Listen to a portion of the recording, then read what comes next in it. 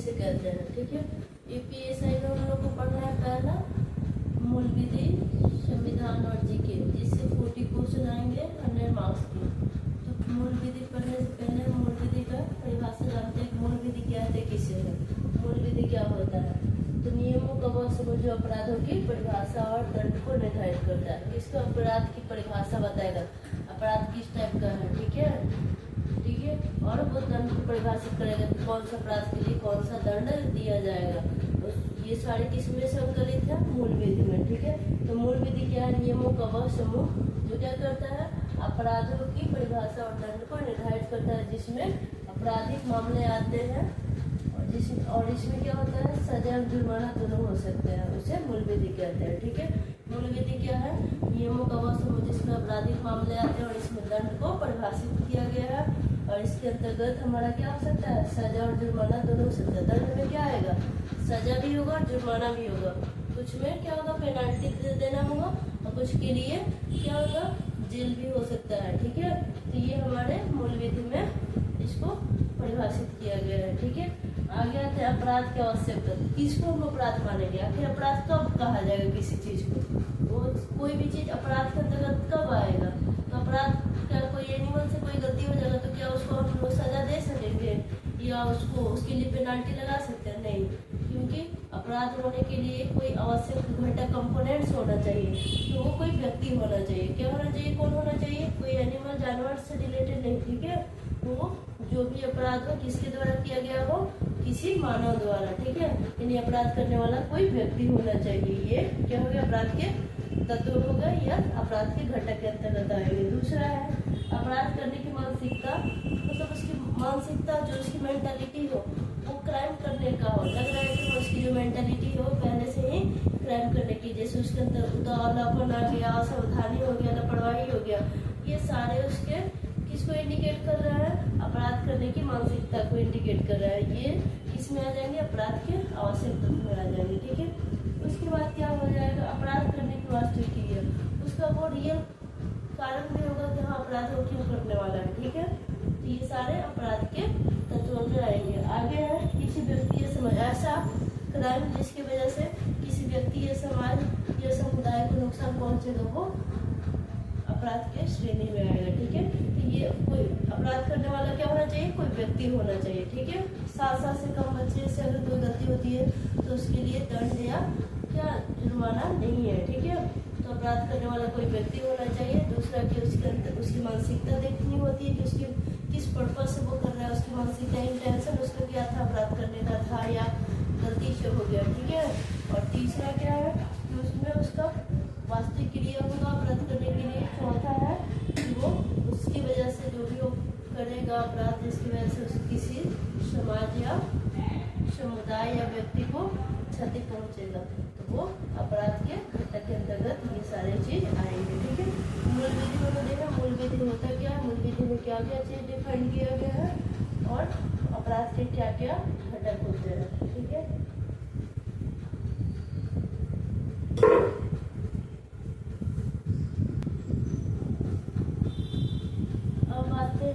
आते हैं कि अपराध कितने टाइप के होते हैं। अपराध 2 प्रकार के होते हैं, कौन कौन, संज्ञेय अपराध और असंज्ञेय। संज्ञेय अपराध को इंग्लिश में कॉग्निजेबल ऑफेंस कहते हैं और असंज्ञेय अपराध को नॉन कॉग्निजेबल ऑफेंस कहते हैं। संज्ञेय अपराध वो होता है जिसमें पुलिस के किसी को गिरफ्तार करने के लिए न्यायालय की अनुमति नहीं लेगी, बिना पुलिस न्यायालय की अनुमति के किसी को अरेस्ट कर सकती है, उसे संज्ञेय अपराध करते हैं। यानी बहुत बड़ा क्राइम हुआ है तब वो न्यायालय यानी कोर्ट का अनुमति परमिशन का तब तक वेट नहीं करेगी, वो आएगी डायरेक्ट अरेस्ट कर लेगी पुलिस। ठीक है, वैसे अपराध किस में आएंगे, हमारा संज्ञेय अपराध, यानी बहुत गंभीर अपराध हुआ है तभी न्यायालय का परमिशन का वेट नहीं किया, पुलिस वालों आके अरेस्ट करके क्रिमिनल को ले गया। ठीक है, वो आएगा हमारा संज्ञेय अपराध में। और संज्ञेय अपराध क्या होता है, हल्का प्रकृति का कोई छोटा मोटा क्राइम किया हो जिसमें अगर न्यायालय यानी कोर्ट परमिशन देता है अरेस्ट करने की किसी को,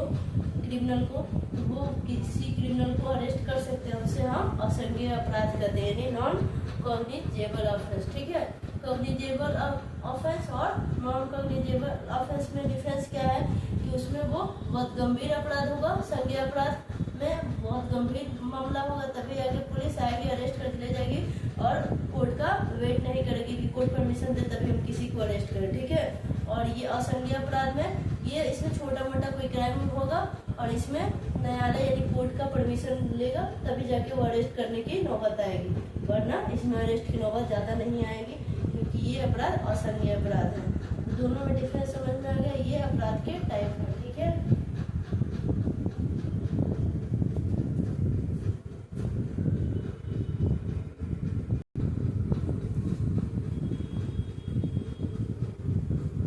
अब आते हैं जो अपराध है संज्ञेय अपराध और असंज्ञेय अपराध, उसी का हम टाइप देखते हैं क्या, जमानती अपराध और गैर जमानती। जमानती अपराध नामे से पता चल रहा है कि इसमें जमानत पॉसिबल है यानी बेल हो सकता है, उसे हम जमानती अपराध कहेंगे। गैर जमानती अपराध मतलब कि जो ऐसा अपराध जो जिसका जमानत होना मुश्किल हो उसे हम कहेंगे गैर जमानती यानी बेल होना पॉसिबल हो, बेलेबल नहीं हो, नॉन बेलेबल हो वो गैर जमानती हो गया। जिसका बेल हो सकता है वो जमानती अपराध है। तो हमारा था कौन सा, असंज्ञेय अपराध। तो असंज्ञेय अपराध गैर जमानती का हमारा एग्जाम्पल हो गया, ठीक है। असंज्ञेय गैर जमानत असंज्ञेय अपराध हमारा जमानती का एग्जाम्पल हो गया और गैर जमानती का संज्ञेय अपराध एग्जाम्पल हो गया। अब जमानती अपराध जिसमें जमानत पॉसिबल है, ठीक है, बेल हो सकता है, वैसे अपराध को क्या बोलेंगे, जमानती अपराध। इसमें क्या क्या होता है, ऐसा अपराध जिनमें अपराधी को जमानत स्वतः मिल जाती है और जिसमें पुलिस या मजिस्ट्रेट बिना कठिनाई के जमानत दे सकते हैं, ठीक है। एक ऐसा क्राइम किया गया हो जिसमें कि बेल अपने आप पॉसिबल है, ज्यादा पुलिस को और या मजिस्ट्रेट को ज्यादा कठिनाई बेल देने में नहीं झेलना पड़ता है। और दूसरा क्या है इसमें कि जिसमें अपराध कम गंभीर होते हैं, मतलब एक छोटा मोटा क्राइम कोई किया, बहुत बड़ा वाला क्राइम नहीं किया है, जैसे मर्डर हुआ, रेप हुआ, ये सब मामला नहीं है, वो कौन सा हमारा जमानती यानी जमानत पॉसिबल है, बहुत बड़ा क्राइम नहीं है यानी कम गंभीर है, ठीक है। जिसमें अधिकतम सजा 3 वर्ष तक हो सकती है। अब जमानती अपराध है तो ज्यादा से ज्यादा अगर उसको अरेस्ट किया भी जा रहा है तो 3 साल तक उसको रखा जा सकता है, 3 साल के बाद उसको बेल बेल मिल सकता है, ठीक है, उससे जमानती अपराध कहते हैं, ठीक है। एक ऐसा अपराध जिसमें क्या हो सकता है कि उस जमानत स्वतः मिल सकती है और पुलिस और मजिस्ट्रेट को ज्यादा कठिनाई झेलनी नहीं पड़ेगी और उसमें अधिकतम सजा ज्यादा से ज्यादा 3 साल तक हो सकती है। इसे हम क्या बोलेंगे, जमानती अपराध यानी जमानत पॉसिबल है, ठीक है। इसके अंतर्गत आ जाएगा दंगा, जैसे कोई रोड पे दंगा करते हैं या क्या बोलते हैं सार्वजनिक जगह पे शांति को भंग करते हैं, ठीक है, ये सारे चीज आएंगे किसमें, चोट पहुंचाना किसी को, ये सारे चीज आएंगे जमानती अपराध में, ठीक है। यानी ये छोटा मोटा क्राइम किया, किसी को चोट पहुंचाना, शांति भंग करना, ये बहुत बड़ा क्राइम तो नहीं हुआ कि उसको जमानत मिल ही नहीं सकता है, ठीक है। जमानत नहीं मिलेगा तो गैर जमानती अपराध, जमानत मिल सकता है यानी छोटा मोटा क्राइम किया यानी उसका जो अपराध है वो कम गंभीर है, मैक्सिमम 3 साल तक उसको सजा दी जा सकती है, इससे ज्यादा नहीं रखा जा सकता उसको जेल में, ठीक है। तो ऐसे अपराध को क्या कहा जाएगा, जमानती अपराध, ठीक है।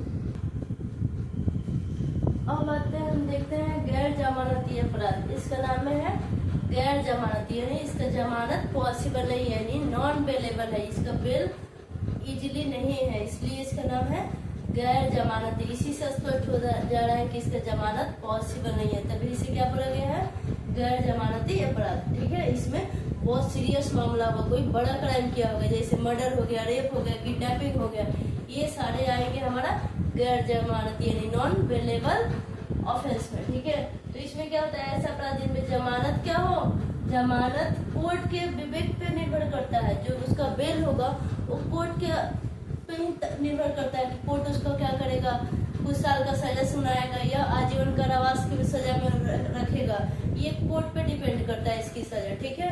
तो ऐसे अपराध जिनमें जमानत जो होगा कोर्ट पे डिपेंड करेगा यानी कोर्ट के विवेक पे डिपेंड करेगा, डिस्क्रिप्शन ऑफ द कोर्ट पे निर्भर करेगा और उसमें इसमें जो मामला होगा, अपराध होगा काफी गंभीर होगा और क्या होगा, जमानत जो होगा इसका अपराध काफी गंभीर हो जाएगा और सजा 3 वर्ष से ज्यादा या आजीवन कारावास की हो सकती है। जो इसमें सजा होगा गैर जमानती अपराध है, यानी बहुत बड़ा क्राइम हुआ है, तभी तो इसको कहा गया है गैर जमानती अपराध। ठीक है, इसमें 3 वर्ष से ज्यादा के लिए सजा दिया जा सकता है या आजीवन कारावास भी हो सकता है। ठीक है, एग्जाम्पल में आ जाएगा हमारा रेप हो गया, मर्डर हो गया, किडनैपिंग हो गया, इस टाइप का जो भी हो गया। देशद्रोह को अब राजद्रोह बीएनएस में कहा गया है। ठीक है, आईपीसी की धारा में उसे देशद्रोह कहा जाता था, जिसे अभी राजद्रोह बीएनएस में उसका नाम दिया गया है। ठीक है, इस टाइप का जो भी होगा ये बहुत बड़े मामले हैं, बहुत बड़े अपराध की श्रेणी में आते हैं, जिस वजह से इसे गैर जमानती अपराध कहा जाता है। ठीक है, इसमें जो जमानत होगा वो कोर्ट के विवेक पे डिपेंड करेगा। ठीक है, या तो आजीवन कारावास कर देगा या तो 3 साल से ज्यादा भी कर सकता है। लेकिन जमानत में क्या था, थोड़ा मोड़ा अपराध हुआ है, मैक्सिमम 3 साल तक की सजा दी जा सकती थी। किसमें? जमानती में। लेकिन गैर जमानत में नाम में है गैर जमानत, यानी इसका नॉन बिलेबल टाइप का क्राइम हुआ है। ठीक है, इसमें तो हमने क्या देखा, कौन कौन से अपराध, संज्ञेय अपराध, असंज्ञेय अपराध, गैर जमानती और जमानती। गैर जमानती किस में आ जाएगा, संज्ञेय अपराध का ही टाइप है गैर जमानती अपराध, और जो जमानती अपराध है वो असंज्ञेय अपराध का ही टाइप है। ठीक है, अब तक हमने क्या देखा, अपराध का प्रकार, अपराध की आवश्यकता तो क्या है, मूल विधि किसे कहते हैं। ठीक है, और क्या देखा हमने, मूल विधि में क्या क्या टॉपिक पढ़ना है। तो पहला टॉपिक पढ़ना था बीएनएस। ठीक है, भारतीय न्याय संहिता 2023। ठीक है, ये 25 दिसंबर 2023 को अधिनियमित किया गया बीएनएस को। ठीक है, लेकिन उसे 1 जुलाई 2024 से लागू किया गया। किसको? भारतीय न्याय संहिता 2023 था, उस टाइम में उसको अधिनियमित किया गया, बट लागू हुआ 1 जुलाई 2024 से। ठीक है, अब उस टॉपिक को हम अगले वीडियो में, वो नेक्स्ट टॉपिक बीएनएस का शुरू से टॉपिक क्लियर पूरा डिटेल्स में देखेंगे।